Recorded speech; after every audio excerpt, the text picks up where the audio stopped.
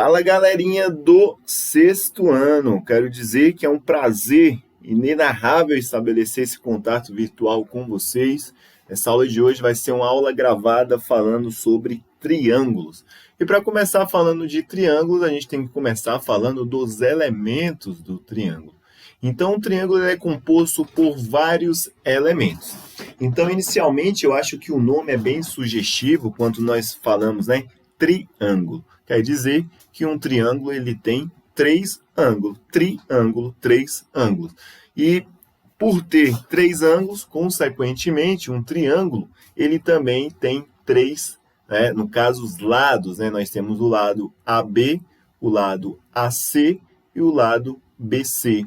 E nessas regiões aqui temos o ângulo A minúsculo, o ângulo B minúsculo e o ângulo C minúsculo. Certo? Um ângulo, ele tem uma característica específica. O ângulo, ele é formado por um vértice, que no caso é esse vértice, esse nome dado aqui, ó, é o vértice A, eu tenho um vértice B e um vértice C.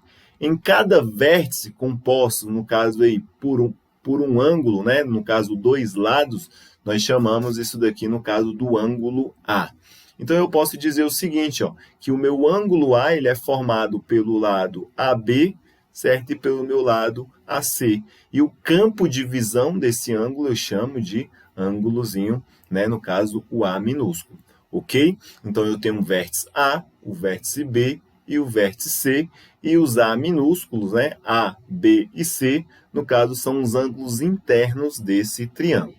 Esses triângulos, né, ele tem um símbolo específico, então toda vez que vocês se depararem com esse símbolo aqui de um triângulo, então você já tem que ter em mente que isso é um triângulo, beleza? E a representação do triângulo também pode ser escrita, né, da seguinte maneira, como o triângulozinho, o A, o B e o C.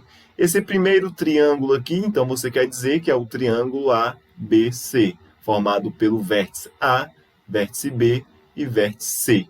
Então, nós denominamos triângulos dessa seguinte maneira. Mas um triângulo também ele tem as suas classificações. Nós podemos classificar os triângulos quanto aos seus lados, e aí eles recebem nome específico, que vamos ver agora, mas também podemos classificar os triângulos em relação aos seus ângulos. Então, nós vamos ver a classificação de triângulos, primeiramente, em relação aos seus lados. Por exemplo, toda vez que eu tiver um triângulo e os lados desse triângulo tiverem a mesma medida, ou seja, tiverem o mesmo comprimento, eu vou chamar esse triângulo de triângulo equilátero.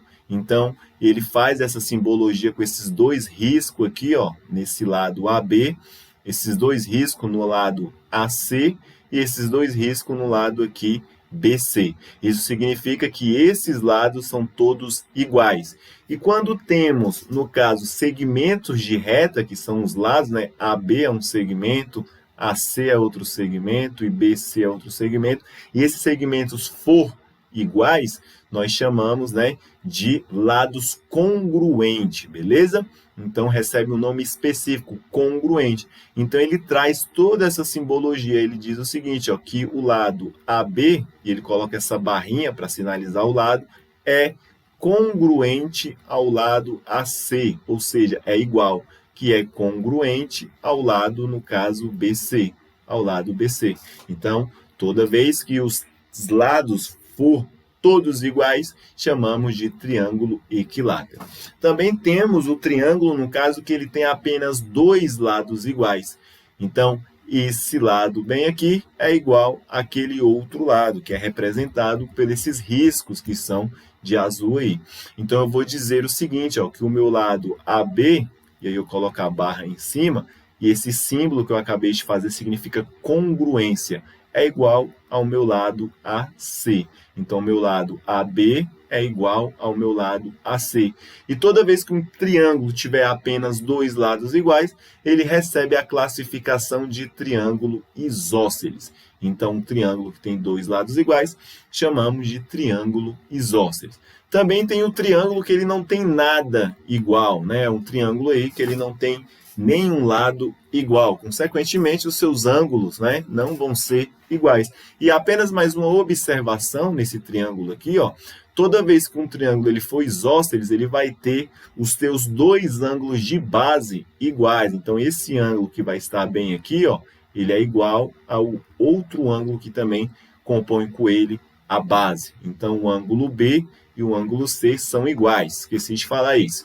Então, nós temos a classificação também, né, e chamamos de triângulo escaleno. E todos esses nomes que eu estou dizendo, ó, equilátero, isósceles e agora escaleno, eu preciso que vocês tenham, no caso aí, certo? Na ponta do lápis, na ponta da língua aí, a resposta, assim que vocês identificarem um triângulo. Então, se esse triângulo tem todos os lados, no caso, diferente, eu posso dizer que esse triângulo é um triângulo escaleno, quando todos os seus lados são diferentes. Então, eu posso fazer a representação da seguinte maneira, ó, o lado AB, certo? Ele é diferente do lado, no caso, AC, certo? Que é diferente no caso do lado BC.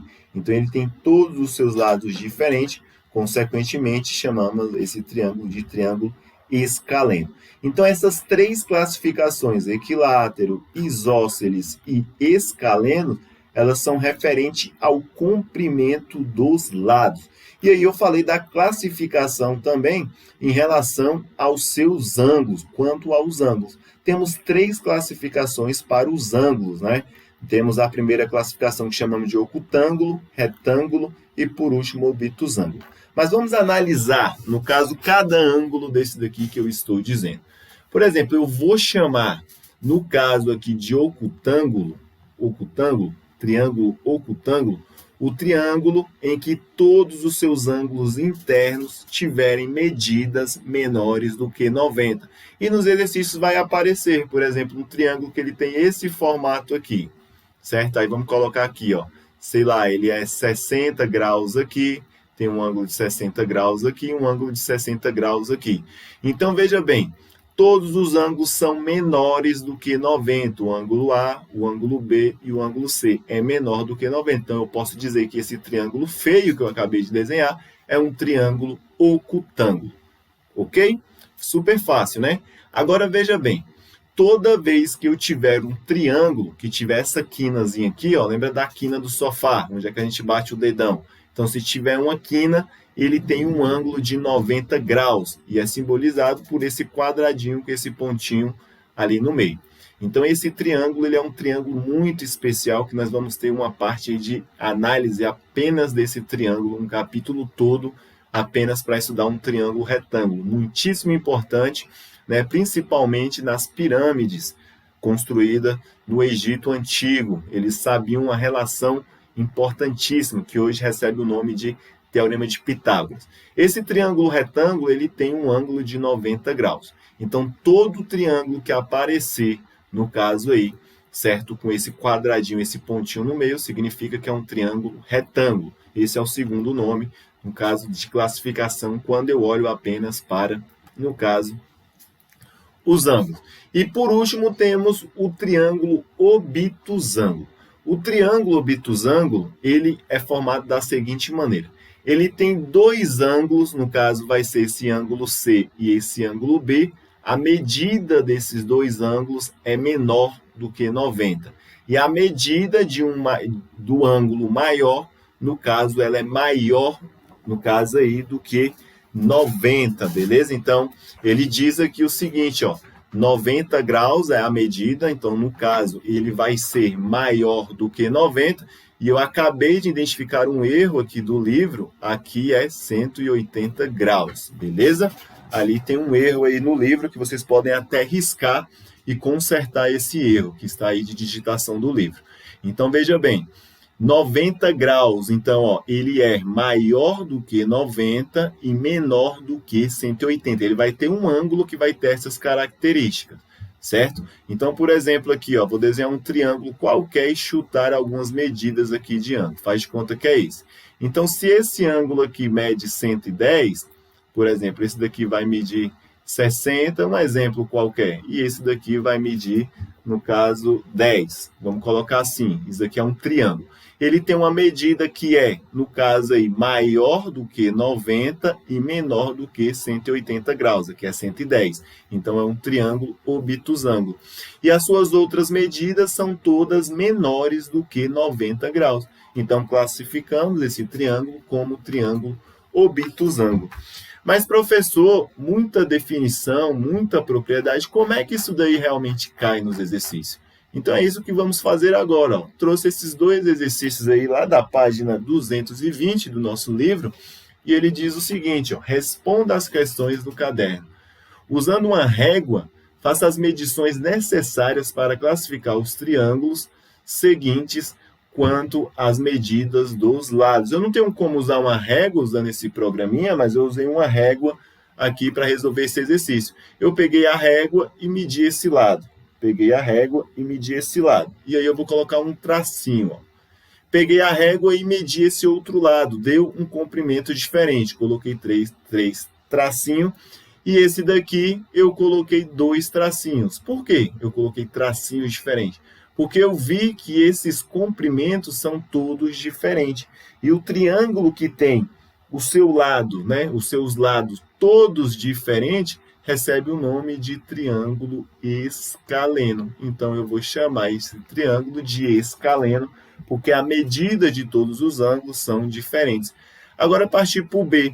Eu medi esse primeiro lado, né, o lado AB, e vi que o lado AB era igual ao lado AC. Então, eu coloquei um tracinho para esse e um tracinho para esse. Quando eu medi o terceiro lado, eu verifiquei que era diferente dos outros dois. Então, diferente não. Eu verifiquei que também era igual, né? Eu medi na régua A até B, depois de A até C, e depois de B até C. E eu quero que vocês façam isso e eu quero saber os valores, certo? Então, aí que vocês vão encontrar no livro. E aí eu verifiquei que todos os lados eram iguais. Então, o triângulo que tem todos os lados iguais, nós chamamos de triângulo equilátero. Triângulo equilátero, certo? Quanto tem todos os lados iguais. Equi de equilíbrio, equilíbrio das medidas, equilátero, por isso que recebe esse nome. E aí, quando eu fui medir esse último, no caso, esse último triângulo, né, eu consigo classificar ele de várias maneiras, né? Só de olhar por ter esse ângulo aqui de 90 graus, eu sei que é um triângulo retângulo. Então, eu posso chamar ele de triângulo retângulo. Mas ele quer saber em quanto aos lados, o comprimento das medidas. Eu medi aqui, ó, de A até C, encontrei um valor. Medi de A até B e encontrei o mesmo valor. E de C até B, ou então de B até C, encontrei valores diferentes. Então, ele tem 2 lados iguais. E o triângulo que tem 2 lados iguais, chamamos esse triângulo de isósceles, beleza? Isósceles é o nome desse triângulo. Ok? Agora, olha só. Usando a sua observação, classifique os triângulos seguintes em ocutângulo, retângulo ou obtusângulo. Ele pede para fazer essa classificação. Lembrando que ocutângulo, todas as medidas são menores do que 90, certo? O retângulo tem um ângulo de 90 graus e o obtusângulo, né, tem uma das medidas maiores aí do que 90 e menor do que 180 graus. Então, se eu observar, eu vou ver que todos esses ângulos aqui internos é menor do que 90. Como é menor do que 90, eu chamo isso daqui de ocutângulo, beleza? Então, ocutângulo é o nome desse triângulo. Esse daqui eu consigo ver que essa abertura dele é maior do que 90, é maior do que aquele quadradinho, ó. O quadradinho tem 90, então se for maior do que o quadrado, certo? Maior do que o quadradinho que forma um ângulo de 90 graus, se for maior, eu já sei que ele tem uma medida, né, maior do que 90. E o que tem uma medida maior do que 90 e menor do que 180, eu chamo de obtusângulo, beleza? Obtusângulo. Obtusângulo, esse nomezinho aí estranho. Esse daqui eu consigo classificar de cara, né? Olha só, 90 graus. Então, eu chamo ele logo de retângulo, triângulo retângulo. Beleza? Esse outro aqui também posso classificar da mesma maneira, ó, tem um ângulo de 90 graus, então eu vou lá e chamo ele de retângulo também. Esse é um triângulo retângulo. Galerinha, espero que vocês tenham gostado da aula, espero que tenham compreendido mais ou menos essas propriedades.